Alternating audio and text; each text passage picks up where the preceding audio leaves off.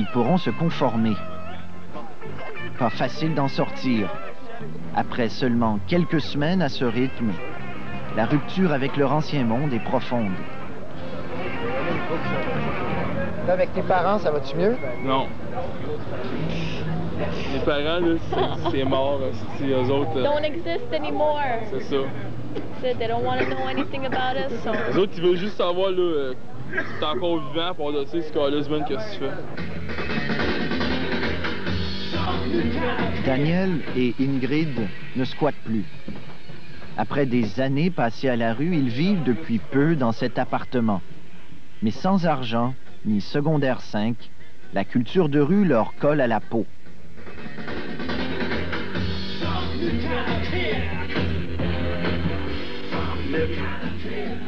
Ce soir-là, il n'y avait pas que la musique qui déchirait les murs.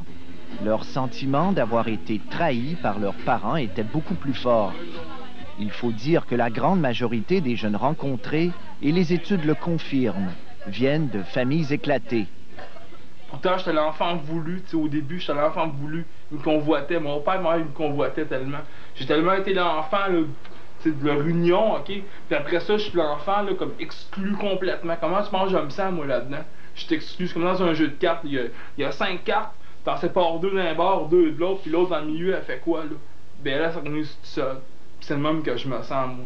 Il y a une chose aussi qui m'a fucké ma vie, c'est que ma mère, elle a eu beaucoup de chums, tu sais, quand elle a divorcé avec mon père, puis un de ces chums, là,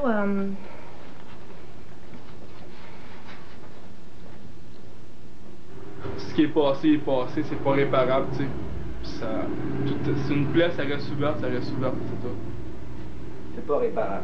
Non. Que tu prennes de la drogue puis de la bière autant que tu veux, ça l'oubliera jamais, ça. J'essaie pas trop penser à ça, là. Mais des fois, tu sais, quand je me couche, là, des fois, je pense à ça, puis je commence à brailler, tu sais. Ça me fait la peine, tu sais. Je peux 25 cents. Je peux demander, monsieur. Tu peux demander, non? Je peux demander? Oui, c'est moi qui l'ai demandé. Selon la loi, tout adulte responsable devrait signaler les personnes mineures qui s'enfuient de leur famille. En principe, il est interdit aux jeunes d'importuner les passants en demandant de l'argent. Il manque 35 cents pour bouffer une poutine. Imaginez le travail des policiers. Uniquement sur ces images, il y en aurait au moins une dizaine à mettre sous arrêt. Ce groupe de policiers a décidé d'agir autrement. This is my good buddy, Joe. He helps us out. Donc, votre objectif, c'est pas de nettoyer la ville de tous ces jeunes-là qui mendient? Non, la mendicité, c'est un crime de société, en fait, là. On peut le voir à Montréal, on sait plus où donner de la tête au point de vue de la mendicité. On a les mendiants, les itinérants. On a les punks qui est une sorte de mode un peu chez eux autres. C'est de prendre aux nantis de l'argent pour aller s'acheter de la drogue ou de la bière ou pour aller manger. Beaucoup vont manger avec cet argent-là parce qu'ils sont à l'extérieur de leur famille, leurs parents ne se souviennent plus à leurs besoins. Notre but est de... On les a établi des règles qui importunent plus les passants, qui arrêtent d'achaler les gens qui passent, de toujours les suivre et de continuellement les harceler. Il y a ceux qui fuient des climats familiaux intolérables. Mais la rue reçoit aussi tous ceux qui hésitent. Des enfants de 13, 14, 15 ans en pleine crise d'adolescence. Souvent, à l'insu de leurs parents, ils viennent se frotter à cette vie de nuit. Les policiers doivent alors prendre la relève.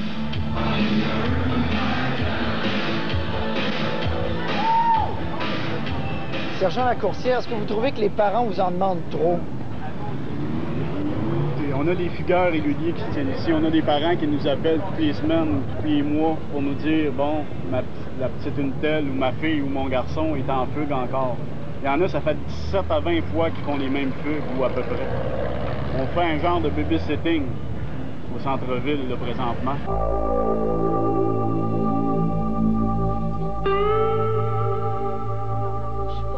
Stéphanie, plusieurs fois en fugue, a longtemps hésité entre la rue et la famille. Quand je suis dans la rue, quand je suis Sainte-Catherine, sur Saint-Laurent, quand je suis dans le centre-ville, là, je fais ce que je veux. Je fais ce qui me passe par la tête, puis je dis ce que je veux. Quand je suis chez moi, je peux pas faire ça. À 16 ans, soudain, tout s'accélère. Elle se fait renvoyer de l'école et quitte la maison de son père.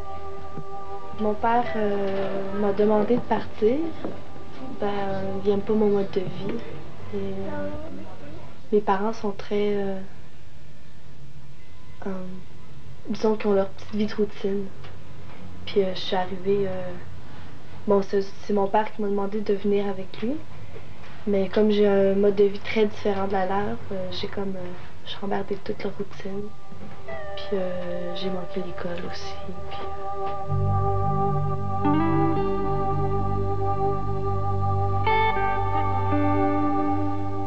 Une banlieue comme plusieurs autres. Stéphanie a grandi dans cette maison. Les enquêtes le confirment, les enfants de la rue proviennent de toutes les conditions sociales. Et il ne faut pas nécessairement qu'il y ait eu drame, abus sexuels ou mauvais traitements pour qu'un enfant décide de fuguer. La mère de Stéphanie, elle, voudrait bien qu'on lui explique. Moi, en tant que parent, j'aimerais ça avoir, il est où le juste milieu? C'est quoi la réponse? Mais on ne l'a pas.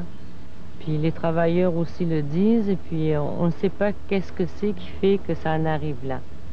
C'est qu'à un moment donné, on n'a pas le choix. C'est soit qu'on se détruit ou qu'on décroche. Qu'on dit, bon, ben c'est ça qu'elle veut dans la vie, mais qu'elle le fasse. Et puis on va essayer que rien ne lui arrive. Et puis on n'en a pas de réponse. Personne n'en a la réponse, je pense.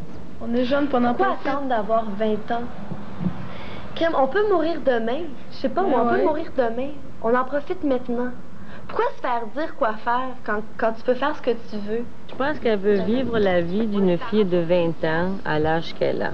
C'est ça, parce qu'on lui disait, t'as pas l'âge, Stéphanie, de vivre ça, comme d'être jusqu'à 4 heures du matin dehors, c'est pas normal. Mais c'était plus fort qu'elle. Elle n'était pas capable. Elle avait peut-être une mentalité plus vieille, je sais pas, mais le respecter, on n'avait pas le choix. À un moment donné, c'était ça ou c'était l'enfer. Si on se criait tout le temps, bien, on se disait, bon, on est bien mieux de la laisser faire puis qu'elle rentre, même si elle rentre à 4 heures du matin. Mais c'est pas facile, parce qu'au point de vue santé, elle n'avait pas une bonne santé, parce que justement, c'était un oiseau de nuit, fait que...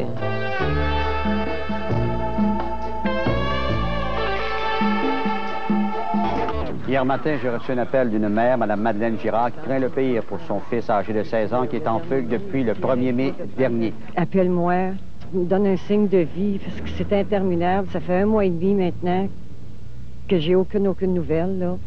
Son fils, Wolf, c'est son nom de rue. Nous l'avions rencontré quelques jours avant cet appel dramatique. Il était dans un squat avec d'autres fugueurs et Stéphanie. C'est sur la rue, à quelques pas de là, que nous l'avons retracé à nouveau. Wolf, hier, ta mère a fait une entrevue à la télévision pour dire qu'elle n'avait pas de nouvelles de toi depuis 1 mois et demi, qu'elle s'inquiétait, qu'elle pensait que tu étais peut-être mort. Comment tu réagis, toi, devant ça? Comment je réagis? Ben, premièrement, je vois pas pourquoi qu'elle capote dans moi. Je me porte bien, tu sais, je vais pas mal, je lâche à d'autres. Je suis pas si mal que ça, tu sais. Capote, peut-être mort. Elle a dit que depuis 1 mois et demi, elle avait aucune nouvelle de toi, que... Je peux pas passer mon temps non plus à l'appeler, tu sais. D'autres choses à faire que ça.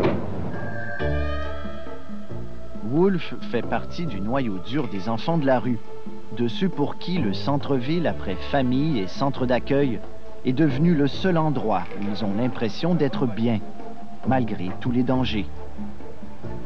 Mais est-ce que c'est une vie normale pour un enfant de 16 ans que de vivre dans la rue au centre-ville comme ça? Ça dépend. Si t'es capable de te débrouiller, ouais. J'ai eu des pauses bien plus tough que ça, que je m'en suis sorti, ça, c'est... Tout Montréal, c'est de la pinotte, ça. Il n'y a rien de hot, il n'y a rien d'extraordinaire. Ça, c'est une place, je suis capable d'y aller de moi-même, de me débrouiller.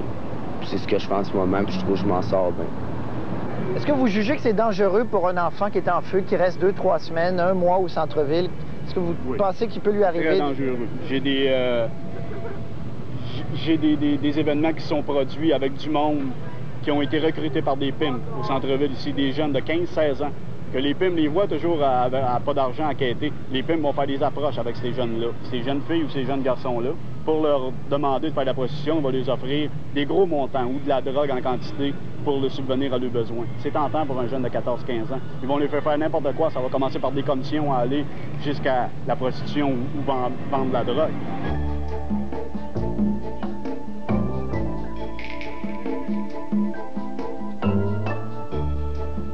Un jeune de la rue sur 10 ferait de la prostitution. Cet homme était chargé de trouver des mineurs pour un réseau bien organisé.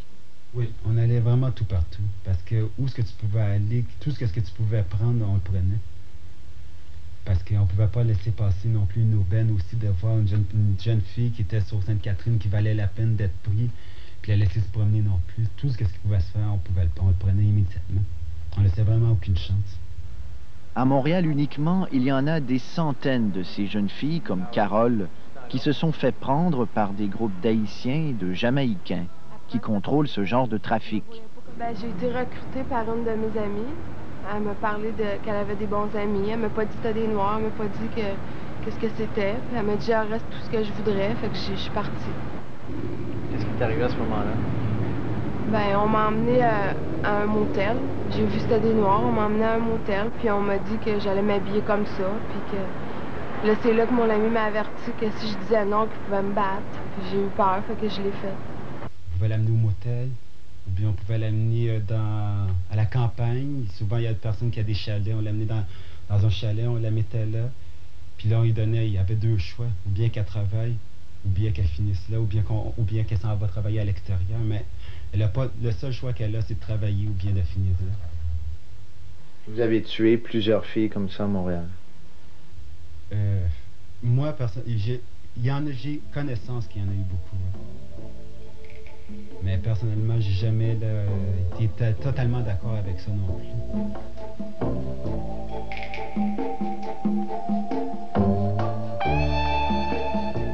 1h du matin, le carré Saint-Louis. La roulotte, l'anonyme. C'est le dernier né des services offerts aux jeunes de la rue. On y parle drogue, MTS et droits des jeunes.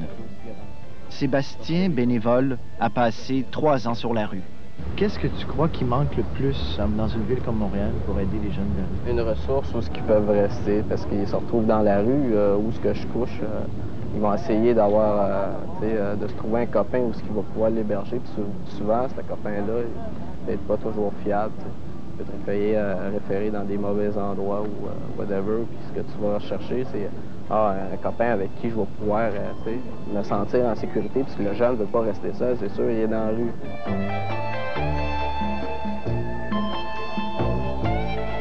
Pour les mineurs qui fuient leur famille ou un centre d'accueil, il n'existe curieusement aucun endroit dans la région de Montréal où ils peuvent aller coucher en sécurité. Comme si on avait oublié l'essentiel, les aider à trouver un toit ou dormir. Tout ce qu'on a pour les jeunes à Montréal, c'est des roulottes mobiles. On parle de l'anonyme, on parle de Pops qui vient ici à toutes les 3 heures le matin.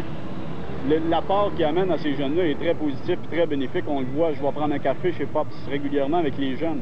On voit qu'ils ont besoin des gens comme ça, mais ils ont aussi besoin d'une place pour les accueillir, pour les faire dormir. Il ne faut pas qu'ils aient à payer pour aller ou pour faire de la prostitution, pour vendre de la drogue, pour aller se louer une chambre d'hôtel. Ils n'en ont pas de place comme le dernier recours. Ils peuvent toujours aller au dernier recours, mais ils ne sont pas bien traités au dernier recours à cause des itinérants qui ne veulent pas y voir là.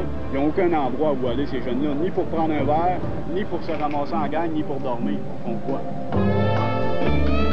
Chantal, après un mois de fugue, a décidé de retourner chez ses parents. Éric court maintenant depuis bientôt 4 mois. Des jeunes l'auraient aperçu à Québec. Chris a eu des problèmes de drogue. Il cherche toujours des squats au centre-ville de Montréal. Daniel et Ingrid se sont inscrits à des cours pour terminer leur secondaire 5. Wolf, qui vivait carrément au centre-ville, a finalement été arrêté par la police. Il est aujourd'hui en centre de réhabilitation. Stéphanie, 3 déménagements en 3 mois. Sans argent, elle attend un stage pour décrocheur. Quant à leurs amis policiers, ils ne sont plus sur la rue. On ne sait pas si l'expérience sera poursuivie.